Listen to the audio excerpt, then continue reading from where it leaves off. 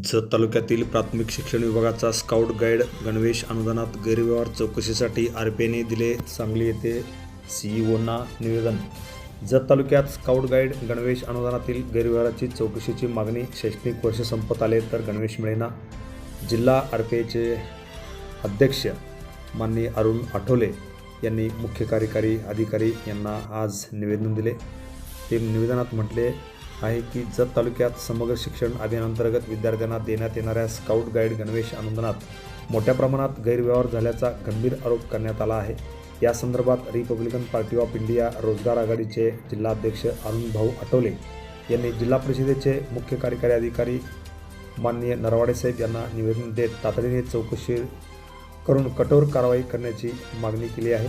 निवेदनात नमूद केल्यानुसार अनुसूचित जाती जमाती प्रवर्गातील विद्यार्थ्यांसाठी देण्यात येणारे प्रति विद्यार्थी 300 रुपये अनुदान संबंधित पंचायत समितीमधील एका अधिकाऱ्याने एका ठराविक ठेकेदारासोबत संगनमत करून मोठ्या प्रमाणात अपहार केल्याची माहिती समोर आली आहे।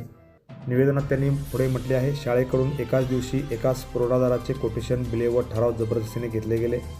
शाळा व्यवस्थापन समितीला कापडाची गुणवत्ता तपासण्यास मज्जाव करण्यात आला। गणवेश प्रत्यक्षात न देता मोठी रक्कम ठेकेदाराकडे वर्ग करण्यात आलेली आहे। शैक्षणिक वर्ष संपत आले असतानाही अनेक विद्यार्थ्यांना अद्याप स्काउट गाईड गणवेश मिळाले नसल्याने विद्यार्थी जुने व अपुरे गणवेश वापरत असल्याची स्थिती निर्माण झाली आहे। हा प्रकार गरीब मागासवर्गीय व अनुसूचित जाती जमातीतील विद्यार्थ्यांच्या हक्कावर गदा आणणारा असल्याने आठवले यांनी निवेदनात म्हटले आहे। त्यांनी प्रमुख मागण्या या ठिकाणी त्या निवेदनात केलेल्या आहेत। संबंधित अधिकाऱ्यावर स्वतंत्र व सखोल चौकशी करण्यात यावी। सर्व आर्थिक व्यवहार कोटेशन व कागदपत्राची छाननी करावी। दोषी अधिकाऱ्यावर कठोर शिस्तभंगात्मक व कायदेशीर कारवाई करावी। सर्व विद्यार्थ्यांना गुणवत्तापूर्ण गणवेश तात्काळ प्रदान करावेत। या गंभीर प्रकरणी तातडीने दखल घेऊन न्याय व कठोर कारवाई करण्यात यावी अशी अपेक्षा अरुण भाऊ आठवले यांनी केली। यावेळी आरपीआयचे नेते निलेश पवार, गजानन कांबळे यांच्यासह अनेक मान्यवर यावेळी खास करून उपस्थित होते।